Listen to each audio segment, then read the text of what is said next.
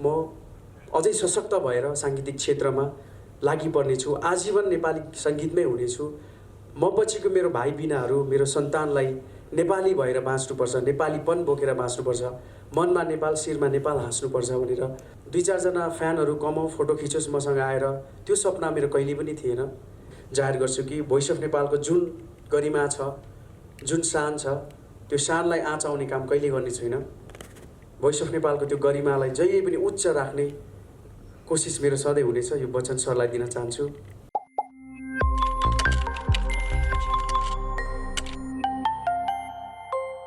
किरण गजबेर, जसको नाम अहिले चर्चाको शिखरमा छ, देशकै सबैभन्दा ठुलो म्युजिकल रियालिटी सो द भोइसको 3rd सिजनको विनर किरण, र यो माया, यो विश्वास किरणले पाएको छ, मतबाट, भोटबाट प्रमाणित भएको हो र अझ थप जिम्मेवारी बनाएको छ, जिम्मेवार बनाएको छ। अझ राम्रा गीत सङ्गीत किरणले पस्कनु जरुरी छ। यो त सुरुवात हो। अफिसियल रूपमा पहिलो गीत आज सार्वजनिक भयो। विनर भइसके पछाडि म उज्जवल भविष्यको कामना पनि गर्छु र एकचोटि जोरदार ताली किरणका लागि। अब किरणका कुरा। थ्याङ्क यू सो मच, अति आदरणीय। मैले अब अलि रमाइलो पनि होला, बच्चैदेखि हजुरलाई हेर्दै हजुरको एउटा सिरियल पनि पहिला आगन आउँथ्यो, त्यसपछि गहना हजुरदेखि नै हजुरलाई हेरेर है सुनेर आएको।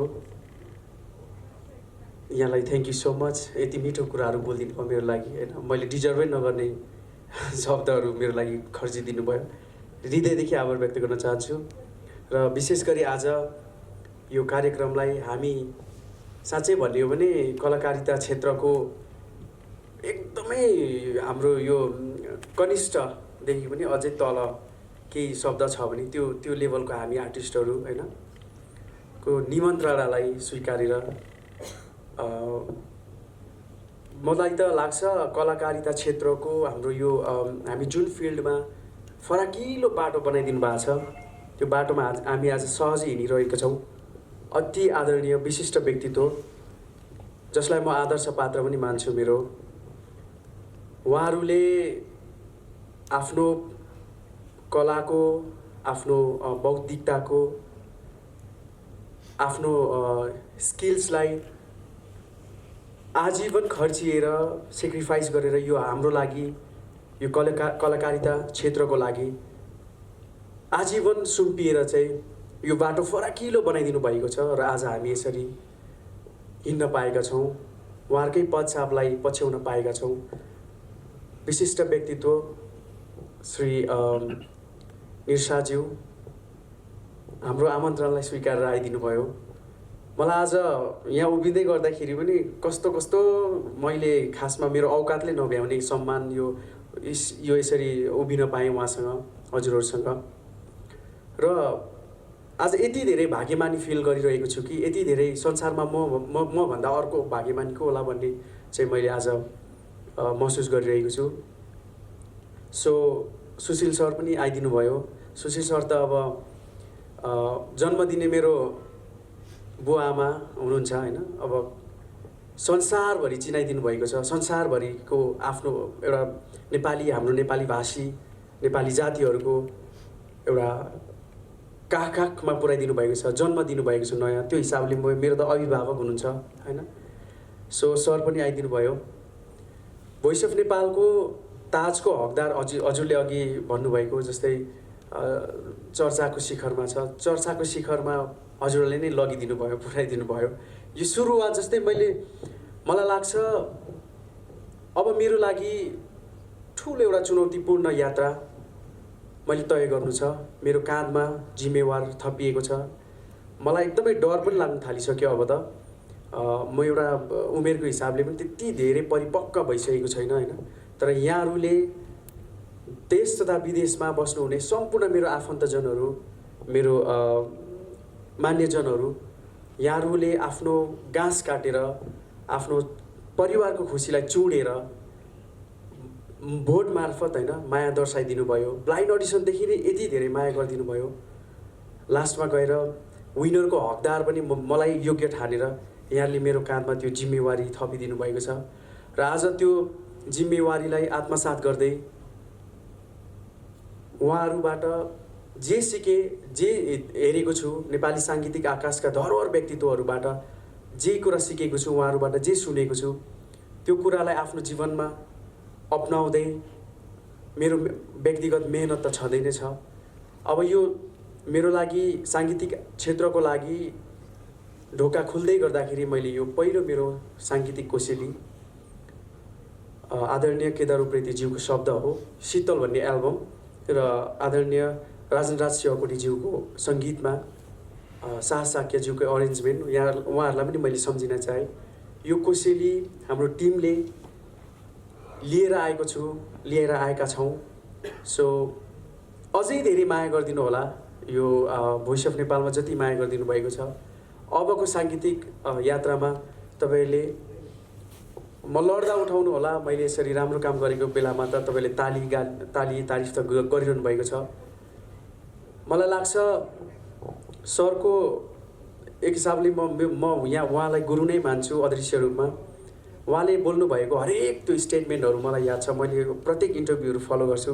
सरले भन्नुहुन्छ ताली र गाली भनेको एउटा टेम्पररी चिज हो, तर पर्मानेन्ट आफूसँग रहने भनेको स्किल्स नै हो।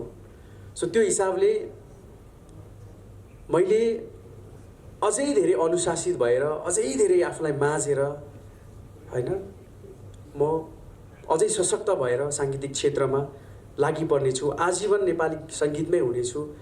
म पछिको मेरो भाइ बिनाहरू, मेरो सन्तानलाई नेपाली भएर बाँच्नुपर्छ, नेपालीपन बोकेर बाँच्नुपर्छ, मनमा नेपाल, शिरमा नेपाल हाँस्नुपर्छ भनेर एउटा उदाहरण सँगसँगै सङ्गीतिक यात्रा सङ्गीतिक क्षेत्रबाट मैले के लिने, 2-4 जना फ्यानहरू कमाऊ, फोटो खिचोस् मसँग आएर, त्यो सपना मेरो कहिले पनि थिएन।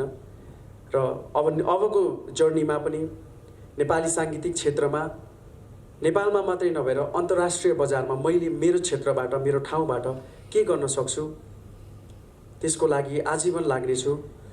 र सुशील सरले भोइस अफ नेपालको अब प्रतिनिधित्व गर्दै यहाँ आउनुभएको छ। सरलाई पनि म आज एउटा यो प्रतिबद्धता जाहेर गर्छु कि भोइस अफ नेपालको जुन गरिमा छ, जुन शान छ, त्यो शानलाई आँच आउने काम कहिले गर्ने छैन। भोइस अफ नेपालको त्यो गरिमालाई जहिले पनि उच्च राख्ने कोसिस मेरो सधैँ हुनेछ। यो वचन सरलाई दिन चाहन्छु। र प्रेसका आदरणीय व्यक्तित्वहरू जतिजना यहाँ आइदिनु भयो आज, हजुरहरूले यति धेरै माया गरिदिनु भएको छ मेरो लागि, हाम्रो टिमको लागि। यहाँलाई पनि नमन गर्न चाहे। यसरी नै यहाँहरूको आशीर्वाद, यहाँहरूको माया सदैव राखिदिनु होला। र आज यो कार्यक्रम अर्गनाइज गर्नुहुने, यो माहौल यसरी उहाँहरूसँग यसरी उभिन लायकको सोचेर यो कार्यक्रम आयोजना गर्नुहुने सम्पूर्ण टिमलाई पनि म हृदयदेखि आभार व्यक्त गर्न चाहन्छु। र म्युजिक भिडियो यति राम्रो बन्छ भन्ने मैले सोचेकै थिइनँ, होइन। यो गीत खासमा आजभन्दा 5-6 वर्ष अगाडि नै रेकर्ड भएको गीत हो। र मैले ओजस्वीसँग म एक्लै होटलमा बस्दै गर्दाखेरि 5 महिना भयो उसँग मेरो भेट भएको। सो उसलाई मैले म म्युजिक भिडियोमा इन्ट्रेस्ट छ दाइ भनेर ओजस्वीले मलाई भन्दै गर्दाखेरि मैले यो गीत धेरैवटा गीत सुनाएको थिएँ शीतल एल्बमको। उसले टक्कै यो गीतलाई एकदमै धेरै मन परायो र म गर्छु, मलाई विश्वास गर्नुहोस् दाइ भन्ने कुराहरू गरेपछि मैले मेरो भाइ भन्दाखेरि पनि उसको काम पनि हेरेँ मैले। उसको कुल खानदानहरू धेरैवटा हेरिसकेपछि एकदमै मन पर्यो र सहकार्य गर्न म आफूलाई पनि एकदमै इच्छुक थिएँ। सो गीतलाई चाहिँ नमार है भनेको थिएँ। साँच्चै नै आज मैले हेरेकै थिइनँ भिडियो, फर्स्ट टाइम हेरेँ यहीँनिर। यति धेरै मन पर्यो, यति धेरै राम्रो काम गरिदिनु भएछ। यहाँलाई म हृदयदेखि सम्मान गर्न चाहन्छु त्यसको लागि पनि। सो त्यही नै हो। सम्पूर्ण मलाई माया गर्नुहुने, मलाई आशीर्वाद दिनुहुने, देश तथा विदेशमा छरिएर बस्नुभएको सम्पूर्ण नेपालीहरूको लागि यहाँहरूले मलाई जुन माया, जुन मत दिनुभएर आज यो स्थानमा ल्याइदिनु भएको छ, त्यसको सम्मान गर्दै आज पहिलो कोसेली यहाँहरूको लागि मैले लिएर आएको छु। हाम्रो टिमले ल्याएका छौँ।